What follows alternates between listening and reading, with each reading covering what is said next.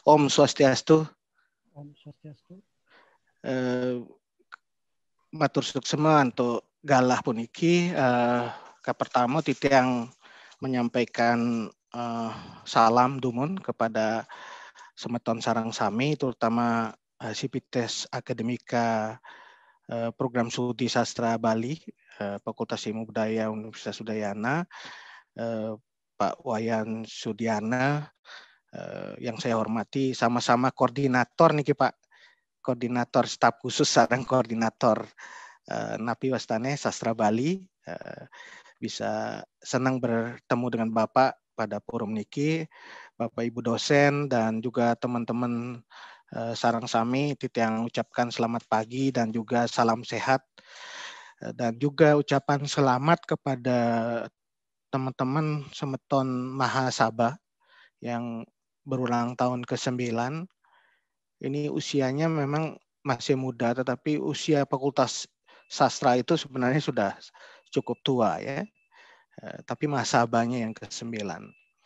Saya ucapkan selamat, dirgahayu. Kemudian juga saya juga mendapat kehormatan hari ini bisa hadir bersama-sama perempuan-perempuan hebat. Tidak hanya moderatornya hebat, tetapi juga narasumbernya hebat-hebat. Mbak Oko Rusmini, selamat pagi Mbak. Kemudian ada Saras yang juga belum saya lihat ya, Saras Dewi. Selamat pagi, senang bertemu dari media online seperti ini. Kemudian juga teman-teman sekalian, saya ucapkan selamat bergabung. Kemudian saya juga memberikan apresiasi kepada Mahasaba karena dalam ulang tahun ini tidak hanya membahas soal aksara dan sastra ya, tadi disebutkan soal tastra, tapi sesungguhnya hari ini kita sedang melakukan atau merayakan sebuah kritik sastra, kalau boleh saya sebut seperti itu. Ini langkah yang sangat bagus sekali, kita tidak hanya bergelut dalam sastra dan juga aksara, tetapi juga melangkah lebih jauh kepada kritik sastra. Karena kita bicara satu tema yang menurut saya bagian yang sangat penting di dalam kritik sastra di Indonesia saat ini, ketika melihat kembali posisi perempuan di dalam karya sastra. Tapi dalam pengantar webinar ini saya ingin berbicara dua hal. Yang pertama adalah bagaimana kita melihat perempuan dalam karya sastra, dan kedua adalah bagaimana pergeseran atau perubahan yang terjadi terutama setelah hadirnya penulis perempuan yang bergerak atau bergeser dari apa yang kita sebut sebagai perempuan sebagai objek, kemudian menjadi perempuan sebagai subjek utama dalam, bukan hanya dalam tulisan, tetapi ikut menulis dalam karya-karya sastra. Saya mulai dengan satu karya yang menurut saya menarik ya. Tahun 2003 ada satu buku yang diterbitkan oleh Women Research Institute bersama dengan Destantara. Ini buku In the Shadow of Change ya.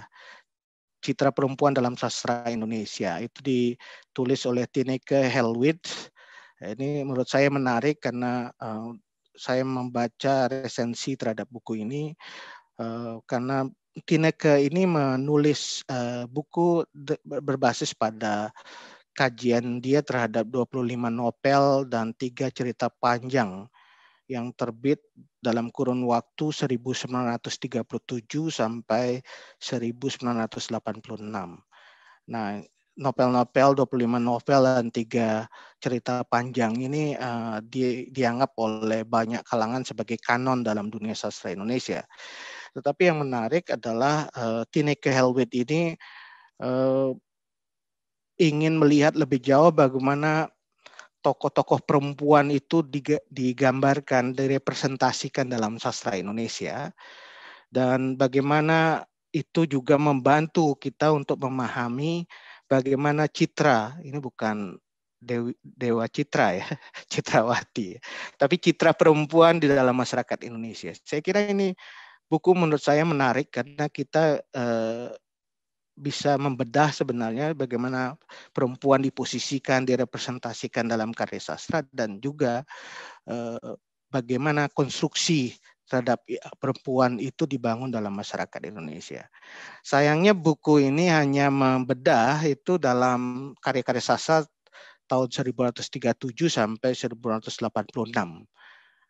Karena menurut saya kalau lebih menarik kalau kita juga masuk ke dalam bagaimana membedah karya-karya sastra, termasuk juga sastra-sastra klasik ya yang ada dalam lontar.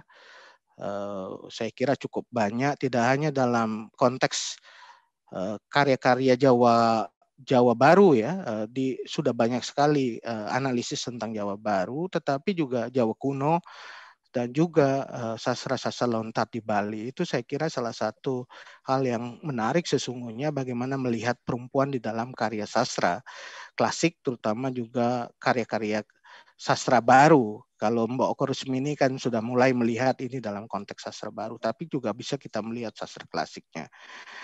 Nah, teman-teman sekalian, dalam melakukan upaya untuk melihat kembali posisi perempuan dalam karya sastra ini, kita perlu punya alat atau semacam perangkat metodologis yang cukup kuat untuk melihatnya. Saya kira teman-teman di Fakultas Ilmu Budaya dan juga Sastra Bali perlu dibekali semacam perangkat metodologis yang lebih kuat untuk melihat bagaimana melihat kembali, atau kalau bahasanya sekarang itu membongkar kembali selubung politik ideologis di balik representasi perempuan dalam karya-karya sastra itu. Selama ini banyak kita lihat apa yang kita sebut sebagai kritik sastra itu mengambil misalnya kritik sastra feminis yang sekarang ini mulai banyak digunakan untuk membedah citra stereotip perempuan dengan sangat kritis. Itu saya kira salah satu perangkat metodologis yang bisa digunakan. Saya kira Saras tadi atau Mbak Oke tadi bisa mengeksplorasi lebih jauh. Di dalam kajian-kajian kritik sastra feminis ini kan banyak juga dibongkar bagaimana penulis sastra yang sebagian besar laki-laki ini menggambarkan perempuan dalam karya sastra, dan bagaimana juga konstruksi sosial yang terbangun saat itu, termasuk juga worldview dari para penulis itu terhadap para perempuan. Nah, ini memang sangat penting kita lihat dalam konteks Bali. Tentu teman-teman yang sekarang ini meneliti lontar itu bisa melihat periodisasi karya-karya sastra yang ada, karya di lontar itu, apakah itu dalam konteks Jawa seperti Calon Narang itu kan sudah mulai banyak dibedah ya tentang Calon Narang.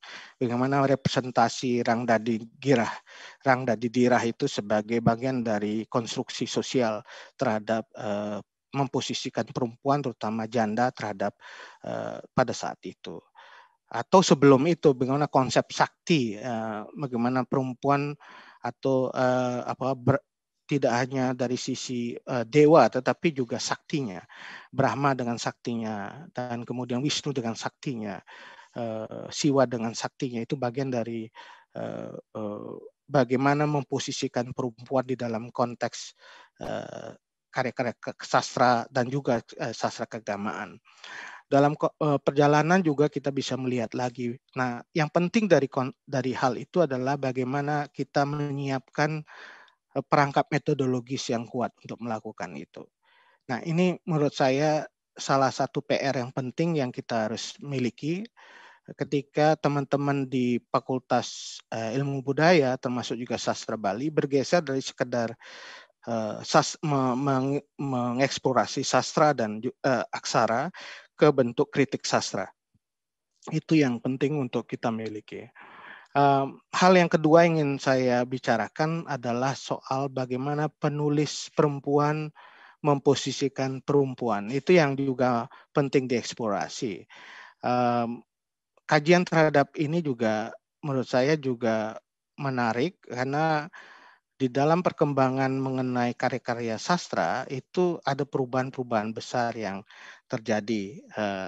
Di tahun 2000-an kalau tidak salah itu mulai, nanti mungkin bisa dikoreksi sama Mbak Oko sama dan juga Saras, sudah mulai muncul penulis-penulis perempuan dengan satu cara eksplorasi yang berbeda dengan penulis-penulis perempuan yang ada di era sebelumnya.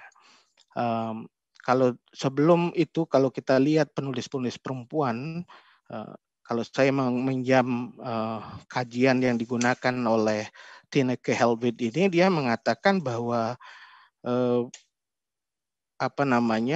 karya sastra yang ditulis oleh perempuan pada era-era sebelumnya itu dia sebut sebagai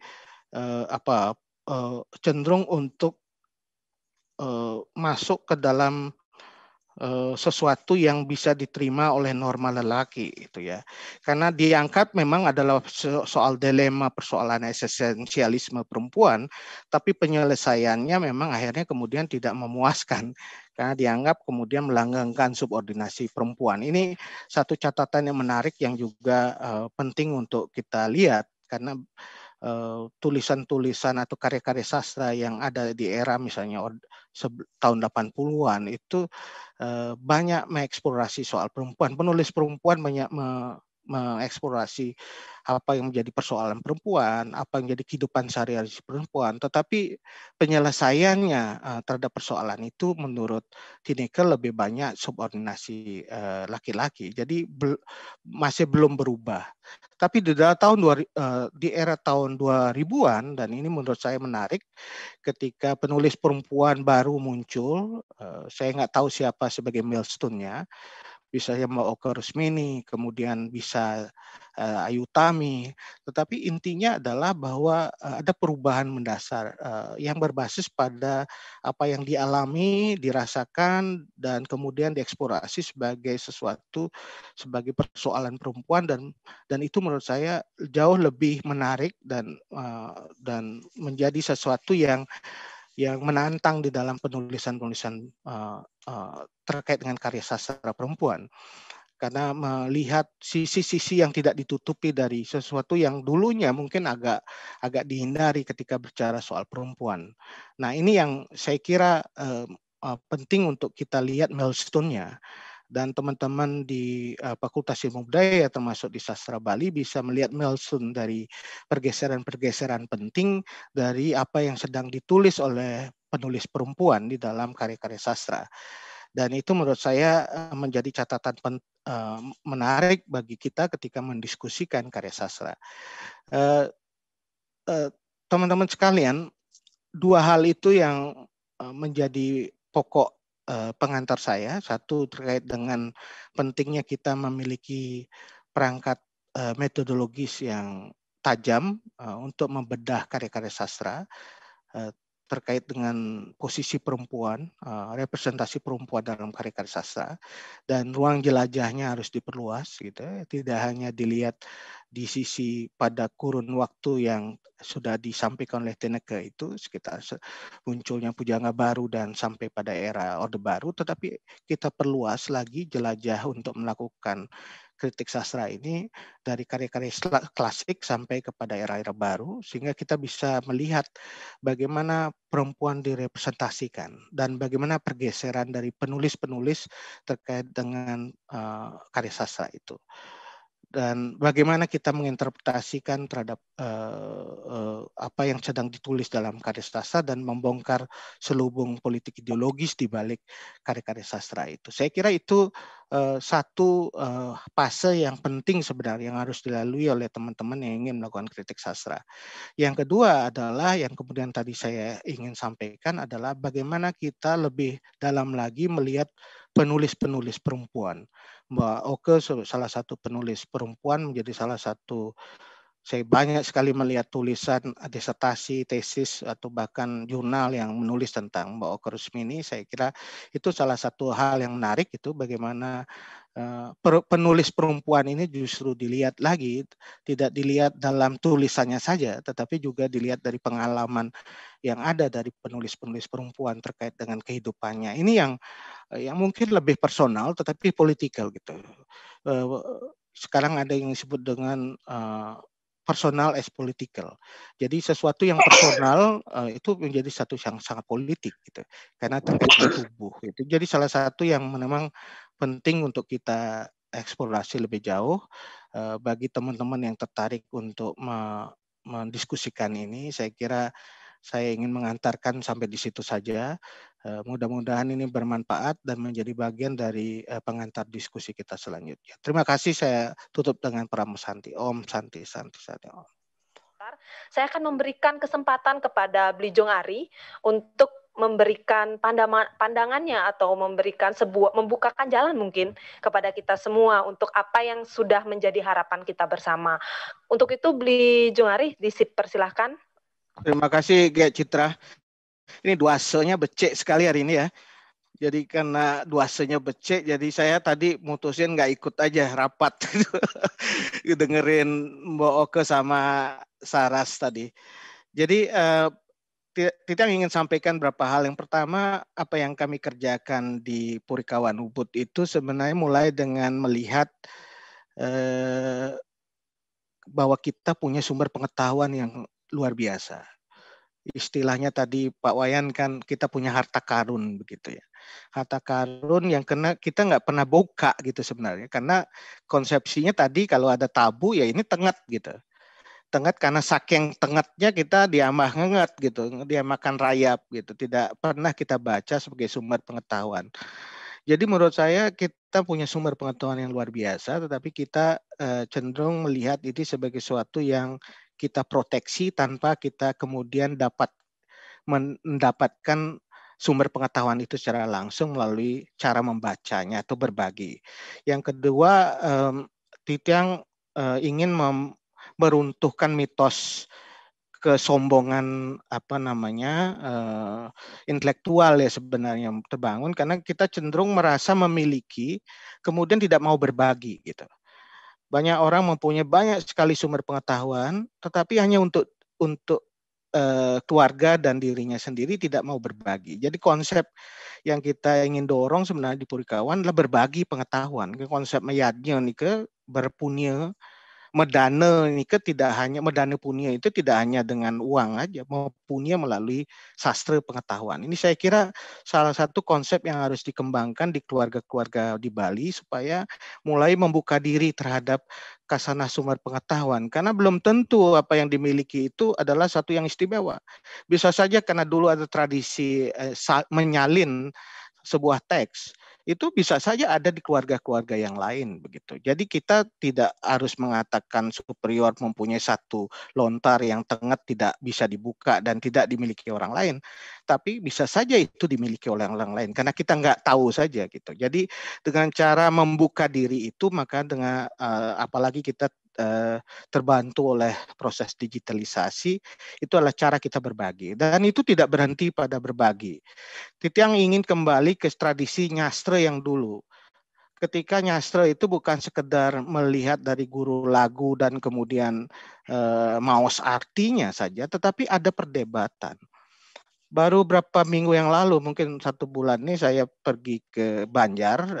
Ada tradisi yang menarik di Geria Banjar itu. Salah satunya adalah Biku Giri yang dulunya Ide Bagus Giri. Dalam tradisi nyastre yang lama itu ada perdebatan.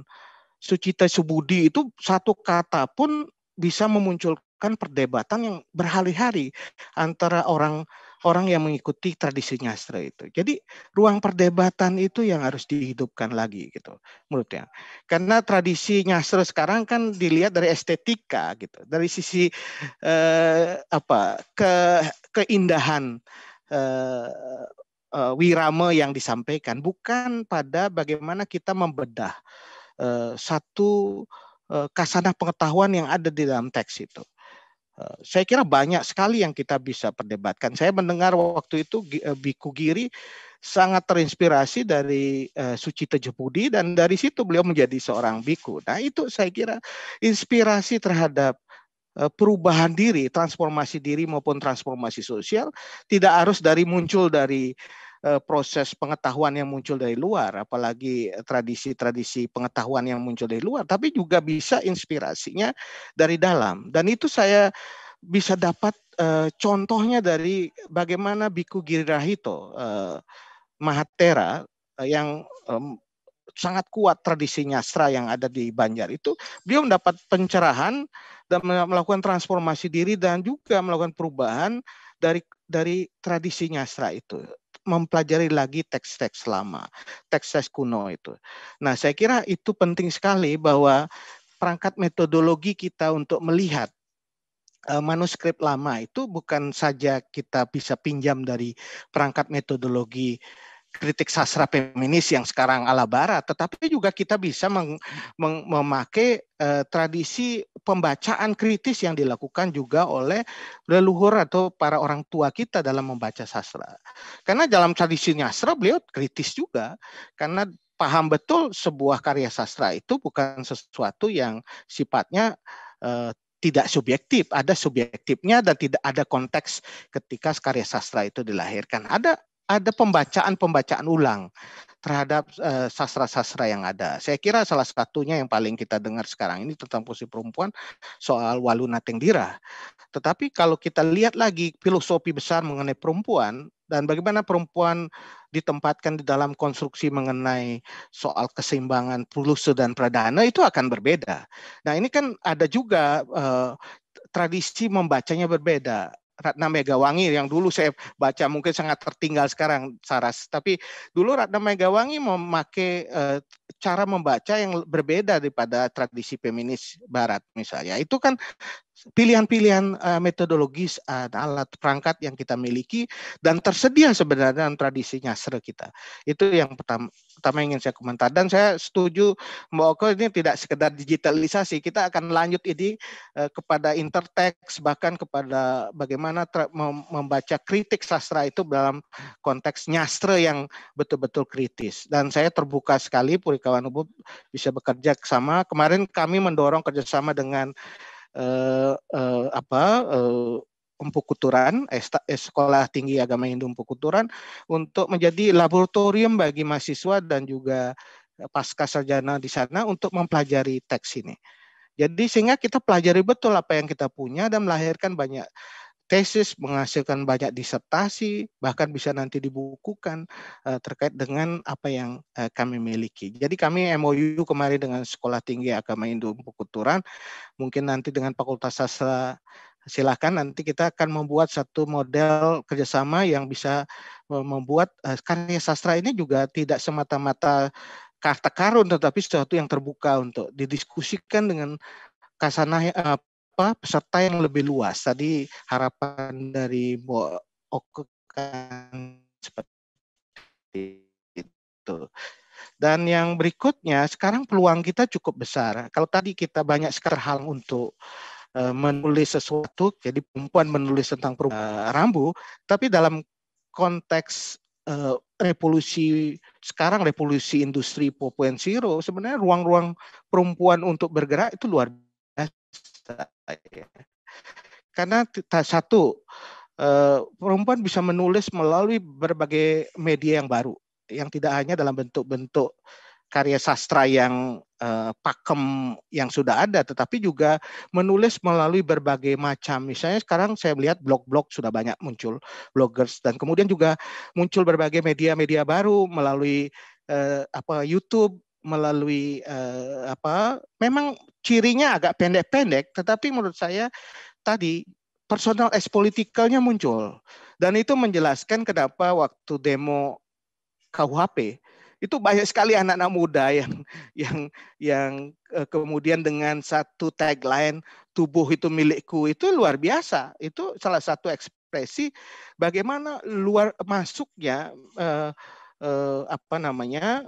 kesadaran baru di anak-anak remaja untuk menguasai tubuh mereka dan kemudian mengekspresikan melalui media sosial atau media sosial baru. Dan menurut saya itu ruang-ruang yang tadi ketika terbentur oleh tembok tradisi dan rambu-rambu tradisi, ada ruang berkelitnya, ada ruang untuk kelincahan yang terjadi melalui media-media yang menurut saya justru luar biasa. Saya menonton suatu film personal as political di Amerika juga pemanfaatan media sosial baru itu luar biasa dipakai oleh gerakan-gerakan perempuan.